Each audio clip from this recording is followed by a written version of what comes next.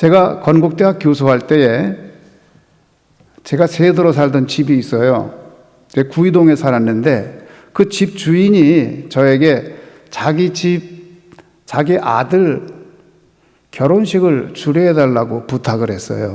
그래서 이제 집주인 제가 아들을 주례를 하게 됐는데 그때에 그 아들하고 또 예비 신부하고 제 연구실에 오게 했습니다. 결혼을 시키려면 준비를 시켜야 되니까 먼저 준비를 시켰어요. 그래서 무슨 준비를 시켰느냐? 순서 공부하는 거. 순서 공부 먼저 시키고 결혼을 시켜야겠다 생각했어요. 그리고 유대인의 ጼ데카에 대해서 먼저 설명을 했습니다. ጼ데카가 뭐냐? ጼ데카는 righteousness, 의라는 뜻인데 그 말을 구제라는 용어와 동일한 언어로 씁니다. 그래서 쓰기는 의라고 쓰고 실제로 사용하기는 구제라는 단어로 사용을 해요. 그 왜 그러느냐? 의가 올바르게 이루어지는 현장은 어떤 곳이냐? 구제가 이루어지는 현장이 의가 이루어지는 현장이기 때문에 쓰기는 의라고 쓰고 읽기를 구제라고 읽어요. 그래서 아주 옛날에는 그 말이 의라는 의미를 갖고 있었지만 현재 ጼ데카라는 말을 쓰면은 그 말은 곧 구제라는 의미로 쓰이는 단어입니다. 자, 그러면 구제를 할 때에 제일 먼저 누구를 도울 것이냐? 순서의 문제예요.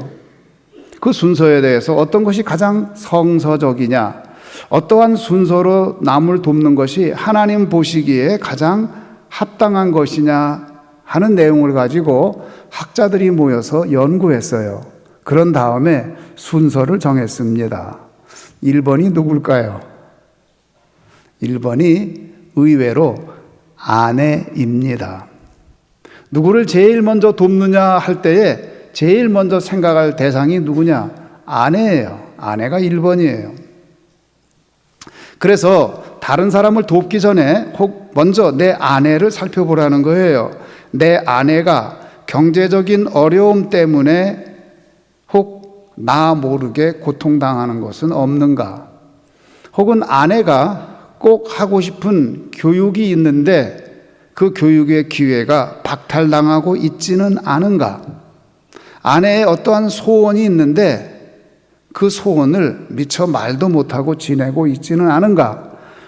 남을 도우려 하기 전에 먼저 아내를 살펴라. 그래서 아내가 도움을 충분히 받고 있지 않다면 먼저 아내를 도와라. 그게 순서예요. 그 다음에 2번이 누구냐? 자기가 낳은 자식입니다. 내가 다른 사람을 돕기 전에 내 자식들을 한번 살펴봐라. 그래서 그 자식이 도움이 필요한데 도움을 못 받고 있지는 않은지 한번 살펴봐라. 그 다음 3번이 누구냐? 3번은 부모님이에요. 내 아내를 살폈고 내 자식을 살폈으면 그 다음은 부모님을 살펴야 된다. 남을 돕기 전에 내 부모님이 경제적인 어려움 때문에 고통당하고 있지 않은지 한번 살펴봐라. 그렇다 그러면 먼저 부모님을 돕고 남을 도와라. 그 다음 4번이 뭔가요? 4번은 성인이 된 자녀예요. 아까 2번에서의 자녀는 아직 성인이 되지 않은 자녀. 지금 4번은 다 성장해서 성인이 된 자녀가 4번입니다. 부모님을 돕고 난 다음에 그 다음에 성인이 된 자녀 가운데 어려움이 있는 사람이 있나 없나 도와라. 그 5번이 누군가요? 5번은 형제예요. 내 형님이, 내 누님이 어려움이 있나 없나 살펴라. 내 동생이 어려움이 있나 없나 살펴라. 내 형님이 지금 고통을 당하고 있는데 내 동생이 이루 말할 수 없는 어려움 속에 살고 있는데 그거를 외면하고 다른 사람을 먼저 돕는 것은 그건 성서적도 아니고 하나님의 뜻도 아니다. 그것이 학자들의 결론이에요. 그러니까 형제를 먼저 도와라. 그 다음 6번은 누군가요? 6번은 삼촌, 작은아버지, 큰아버지, 이모. 그 다음은 누군가요? 사촌. 그 다음은 누구죠? 오촌. 그 다음 누구죠? 육촌. 그 다음 누구예요? 친척, 사돈의 팔촌. 그래서 말해요. 유대인들은요, 사촌이 땅을 사면 춤을 춰요. 그렇게 좋아할 수가 없어요. 왜 그러지요? 지금 내가 잘 살고 있고 내 자식도 잘 살고 있지만 이 다음에 내 자식이 항상 잘 산다는 보장을 누가 합니까? 혹시 내 자식도 어려움을 당할 수가 있는데 내 자식이 어려움을 당할 때 제일 먼저 도움의 손길을 내밀 사람이 누구냐? 사촌이에요. 사돈의 팔촌이에요. 그래서 사촌이 땅을 사면 춤을 추는 거예요. 그래서 유대인들은 사촌이 뭘 하려고 그러면 도와줘요. 친척들이 어디 취업하려고 그러면 서로 정보를 제공을 하고 아는 사람에게 서로 연락을 해주고 그렇게 해서 자기 삼촌, 사촌, 친척들이 잘 될 수 있도록 서로 돕습니다. 왜요? 그들이 어려움을 당하면 내가 도와야 되고 또 내가 어려움을 당했을 때에 그 친척들이 나를 돕기 때문입니다. 자, 이렇게 가족들을 돕고 그 다음 순서는 뭐냐? 자기가 사는 동네예요. 내가 사는 동네에 어려운 사람이 있으면 그 사람을 먼저 도와줘야 돼요. 우리 동네에 어려운 사람이 있는데 그 사람을 그냥 놔두고 먼 동네 사람을 먼저 도와주는 것은 그리 바람직하지 않다라고 보는 거예요. 그리고 그 다음은 어디예요? 다른 나라. 다른 나라 중에서도 제1번으로 오는 게 어디냐? 이스라엘이라는 나라가 1번으로 와요. 그 다음에 다른 나라. 아프리카를 돕기 전에 이스라엘을 먼저 돕는 거예요. 그런 이유 때문에 전 세계에서 이스라엘로 엄청나게 많은 돈이 들어가요. 그것이 당연한 거다 보는 거예요. 이렇게 보면은 어떻게 생각하면 그 사람들 매우 이기적이다. 자기밖에 모른다라고 생각할지 모르지만 아니에요. 그것이 자연스러운 거예요. 그게 영리가 아니고 순리입니다. 그렇게 하는 거죠. 그래서 그렇게 구제하는 것을 유대인들은 의무로 알고 살아요. 사람이 인간으로 태어났으면 그렇게 살아야 돼요. 남을 도우며 살아야 돼요. 이것은 의무입니다. 그래서 유대인들은 내가 도움을 받는 거지라 할지라도 남을 도우며 살아야 돼요. 왜? 그게 법이니까. 그리고 남을 도운 후에 그 도운 것을 가지고 크게 자랑하지도 않습니다. 왜? 내 의무를 한 것뿐이니까. 그래서 탈무드에 보면 항상 그런 얘기가 있어요. 내 소유 가운데 남의 것이 있나 살펴봐라. 있으면 돌려줘라. 그래서 내가 많은 소유를 가지고 있으면 내가 이것을 다른 사람에게 다시 돌려줘야 되는구나. 그런 인식을 가지고 삽니다. 그래서 민족별로 볼 때 전 세계적으로 기부를 가장 많이 하는 민족 유대인입니다. 자, 이런 이야기를 제가 그 예비 신랑 또 예비 신부에게 해준 다음에 질문을 했습니다. 이제 우리 예비 신랑에게 예비 신랑의 가족 관계에서 번호를 매긴다 그러면 1번은 누구입니까? 현재 상태에서 1번이 누구지요? 그랬더니 그 신랑이 가만히 생각하더니 자기 부모님이 1번이래요. 맞지요? 그렇죠? 그 사람 입장에서 아직 결혼 안 했으니까 1번은 부모님이에요. 그 2번은 누군가요? 그랬더니 형제라고 그래요. 그렇죠. 이 문제 가지고 좀 오래 얘기를 했어요. 그리고 이제 질문을 했습니다. 자, 이제 그러면 앞으로 결혼을 합니다. 결혼을 하면 번호가 전부 바뀌어야 되는데요. 그 생각 해봤어요? 그랬더니 결혼하면 번호가 바뀝니까? 그럼요. 안 바뀌면 큰일 납니다. 결혼하면 이제 번호가 바뀌는 겁니다. 자, 이제 곧 결혼할 텐데, 내가 주례하고 결혼할 텐데, 이제 결혼하면 앞으로 1번은 누가 됩니까? 라고 물었더니 예비 신랑이 곰곰이 생각하더니 자기 옆에 앉아있는 예비 신부를 가리키면서 이 사람이요 그래요. 예, 맞습니다. 앞으로 1번은 아내가 1번입니다. 앞으로 이제 결혼하면 자녀를 낳을 텐데 그러면 자녀는 몇 번이 될까요? 그랬더니 가만히 생각하더니 서로 웃으면서 대답하기를 자녀가 2번이지요. 맞아요. 자녀가 2번입니다. 그러면 한 번 더 제가 질문을 할까요? 우리 예비 신랑의 어머님은 몇 번이 되나요?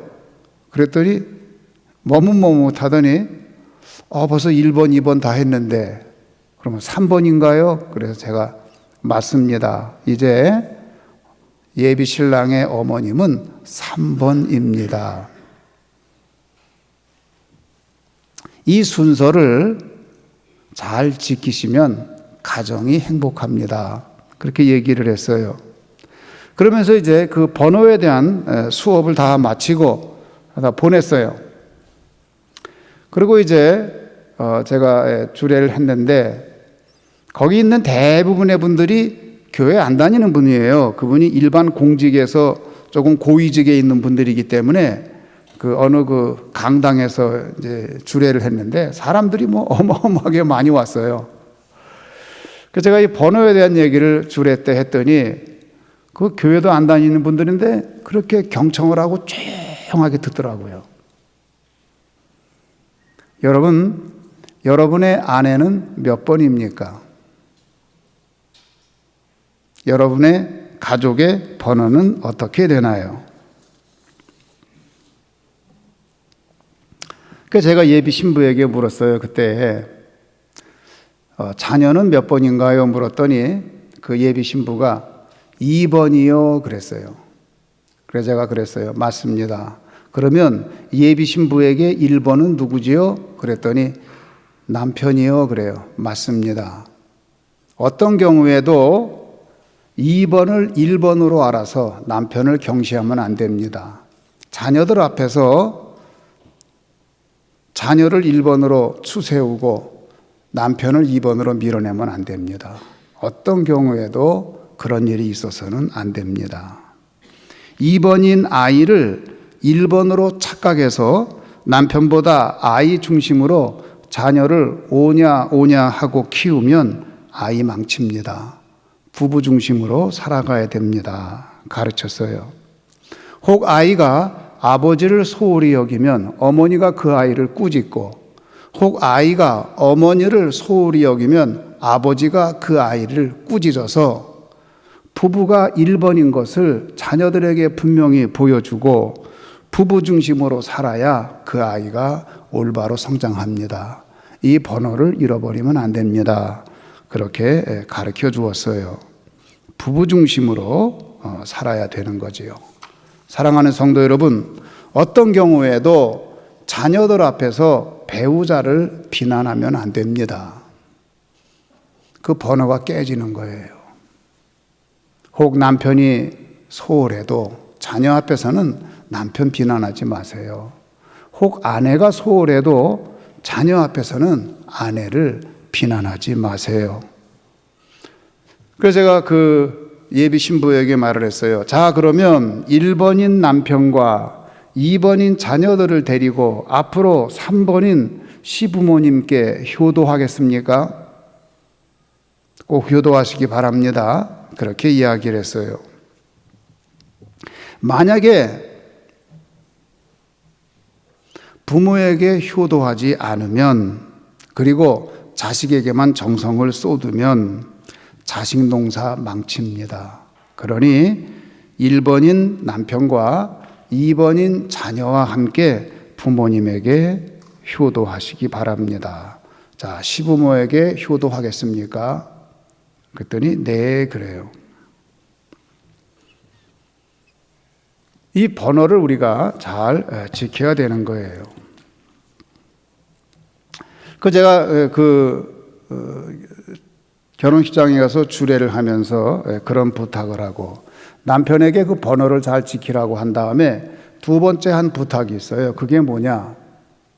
오늘 부부주일이거든요. 그래서 부부 얘기하는 거예요. 그 두 번째가 뭐냐? 아내를 이해하려고 애쓰지 말아라. 너무 아내를 이해하려고 애쓰다 보면 오해할 수밖에 없다. 왜?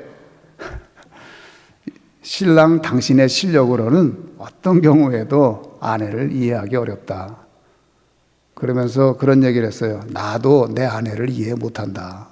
이거는 불가능한 일이다. 우리 같은 남자들이 이 투박한 남자가 정경한 여자를 이해하는 것은 이것은 지난한 작업이니까 아예 포기해라. 그런 얘기를 했어요. 이해하려고 노력하면 노력할수록 미궁에 빠질 수밖에 없으니까 이해하지 말아라. 그 다음에 제가 그 신랑한테 부탁한 게 또 하나 있어요. 그게 뭐냐? 아내하고만 잠자리를 해라. 그 부탁을 했어요. 제가 주례 때 주례사에서 한 얘기예요. 예비 신랑한테 얘기했어요. 신랑 앞으로 아내하고만 잠자리 하십시오. 그랬더니 그 주례를 보는데 그 청중이 조용해져요. 어떻게 저런 말을 다 하나? 주례자가 뭐 저런 말을 하나? 근데 그게 너무 필요한 말이거든요. 아내하고만 잠자리 하는 거 당연한 일인데 한국 사회에서 이게 쉽지가 않아요. 보니까 그렇지 않은 분들도 상당수 있는 것 같아요. 그래서 한 사람하고 잠자리를 해라. 유대 격언에 그런 말이 있습니다. 남자는 두 볼 사이와 두 다리 사이에서 평판이 결정된다. 한국 사회에서 이거 지키는 일 쉽지 않습니다. 탈무드에서는 다음 세 가지 경우는 자신의 목숨을 포기하고라도 막는 것이 필요하다고 말을 합니다. 첫 번째, 남을 죽이는 일. 두 번째, 불륜의 성관계를 갖는 일. 세 번째, 근친상간. 이런 경우에는 차라리 자신의 목숨을 버리는 것이 낫다고 탈무드에서는 그렇게 강력하게 말해요. 그래서 제가 그 신랑한테 얘기했어요. 앞으로 평생 아내하고만 잠자리를 하십시오. 그리고 이제 아내에게 부탁을 했습니다. 아내에게 어떻게 부탁했느냐? 남편의 길을 세워 주십시오. 우리 따라 합시다. 남편의 길을 세우자. 남편을 길을 세워줘야 돼요. 남편을 죽이고 싶으세요? 그러면 팍팍 무시하세요. 그러면 남편 죽어요. 남편을 살리고 싶으세요? 길을 세워주세요. 밖에 나가서 얻어 터지고 들어왔어도 집에 와서 아내가 당신이 최고라고 길을 세워주면 그 사람이 무슨 일이건 할 수 있지만 밖에서 존경받는 사람을 집에 와가지고 아내가 남편을 무시하면은 그 남편이 어떻게 돼요? 남편이 그 아내 곁에 머무르질 않아요. 떠나게 돼 있어요. 그래서 탈무드에 그런 말이 있어요. 벗을 고를 때는 계단 한 걸음 올라가서 고르고 아내를 고를 때는 계단 한 걸음 내려가서 아내를 골라라. 왜 그런 말을 한 줄 아세요? 그만큼 남자들은 아내에게 무시받는 것을 견디기 힘들어해요. 남편들이 아주 견디기 힘든 게 뭐냐? 아내의 무시하는 말. 그 말은 진짜 견디기 힘들어요. 그러니 아내들이요, 어떤 경우에도 남편을 무시하는 말을 하지 마세요. 남편을 존중하고 남편을 세워주세요. 그 다음에 탈무드에 재미있는 말이 있는데 이런 말이 있어요. 우리 따라합시다. 남자의 집은 아내다. 남자의 집이 뭐라고요? 아내예요. 여러분, 집은 따뜻해야 돼요. 집이 따뜻해야 돼요. 집이라고 들어왔는데 아내가 찬바람이 쌩 불어요. 그러면 그 남편은 밤새도록 추운 집에서 밤새도록 떨다가 아침에 출근을 하는데, 그렇게 추위에 떨다가 밖에 나간 사람이 무슨 일을 하겠어요? 남자들이 밖에 나가서 왜 머리를 숙입니까? 남자들이 밖에 나가서 왜 그 어려움을 다 참아내요? 아내들을 위해서, 자녀들을 위해서 그런 거 아니에요? 그러면 남편이 들어왔으면 된장찌개 보글보글 끓여가지고 따뜻하게 해주고, 여보 당신이 최고야, 고마워, 이렇게 애써주니 고마워, 그렇게 좀 해주면 안 돼요? 제가 제 아내에게 고마운 거 있어요. 제 유학생활이 좀 길었습니다. 유학생은 영어로 표현하면 nobody예요. 신분이 있어요, 지위가 있어요, 뭐가 있어요? 아무것도 없어요. 유학생활도 길어지면 사람들 관심에서 멀어져요. 초창기에는 후원도 해주지만 부모님들도 뭐 돈이 자꾸 늘 있어요. 유학생 생활 길어지면 힘들어져요. 그런데 한 번도 저에게 찬밥 먹인 적이 없어요. 그게 그렇게 고마워. 늘 따뜻한 밥으로 따뜻하게 해서, 제가 학교에서 오면은 벌써 오는 시간을 아니까 미리 다 준비해가지고 음식을 탁 해놓고서 5분 안에 먹게 해줘요. 얼마나 고마워요. 여일하게 변함없이 그렇게 해주는 것이 얼마나 고마운지. 그러면요, 남자들은 본인이 시원치 않아도 힘을 얻어요. 그리고 나가서 무슨 일이건 해내는 거예요. 따뜻한 아내가 되주기 바랍니다. 제 친구가 의사예요. 아주 유능한 의사입니다. 근데 그분은 아침에 출근할 때에 사모님은 주무시고 계세요.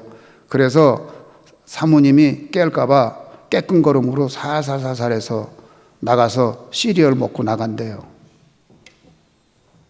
두 분 다 좋은 분이에요. 오해는 하지 마세요. 두 분 다 좋은 분인데 조금 아쉬워요.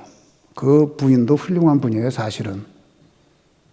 단지 늦잠 자는 거 하나뿐이지. 근데 그 남편은 아내를 사랑하니까 배려해서 아침에 아내가 깨지 않게 그렇게 가서 시리얼 먹고 출근하는 거예요. 그런데 저는 아침부터 조기를 구워서 주고 아침부터 국을 끓여서 주고 그렇게 해주니 제가 얼마나 고마워요. 제가 그런 못된 삼식이랍니다. 그러나 그렇게 따뜻한 밥 해주는 것이 저에게 얼마나 큰 힘이 되는지 몰라요. 저 욕해도 괜찮아요. 그런데요, 남자들은 아내가 그렇게 해주면 아주 힘이 난답니다. 아내들이요, 남편들을 삼식이라고 몰아치지 말고 좀 따뜻한 밥해서 따뜻한 집에 있다가 출근할 수 있도록 배려해 주기를 바랍니다. 그렇게 하면 되는 거예요. 예수님이 가장 많이 머물렀던 집은 마르다와 마리아의 집입니다. 근데 그 집에 특징이 있어요. 그게 뭐냐? 마르다가 항상 밥을 했어요. 예수님이 왜 마르다 집에 머물렀을까요? 그 집이 따뜻해서 예수님이 거기에 머무르신 거예요. 오늘은 부부주일입니다. 우리 부부들이 이렇게 서로 배려하고 사랑하며 하고 그 번호를 1번을 잘 지켜서 살면은 행복한 부부 될 줄로 믿습니다. 우리 조치홍교회 성도들은 행복한 부부로 살고, 혹 여러분 가운데 남편이 먼저 돌아가신 분도 있고 혹은 결손가정으로 이혼한 가정도 있고 여러 가정이 있을 겁니다. 그러나 그렇다 그러면 남편이 없이 아내 없이 여전히 번호는 마찬가지예요. 자식은 부모님을 공경하고 부모는 자식을 잘 배려하고, 그렇게 해서 여러분이 아름다운 그리스도인의 가정을 다 이루시기를 주님의 이름으로 축원합니다.